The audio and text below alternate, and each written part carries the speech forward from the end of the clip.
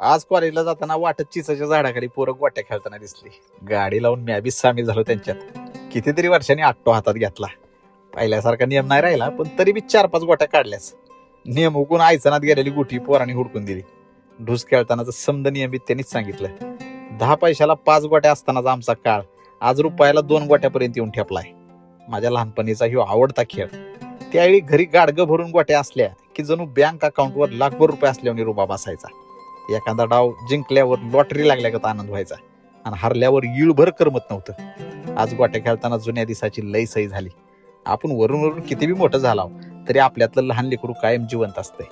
त्याच्यामुळे स्वतःचा मान सन्मान मोठाडपण ही समद गाडीवर टांगून तुमच्यातल्या लहान पोराला बी असं कधीतरी खेळू दिलं पाहिजे. गोट्या, पाकिट, कुया, टोपणं, चिरगुडी, आटपाड्या, चकारी, सुरपारंबा ही समद खेळ आता मोबाईलने गिळून टाकल्यात.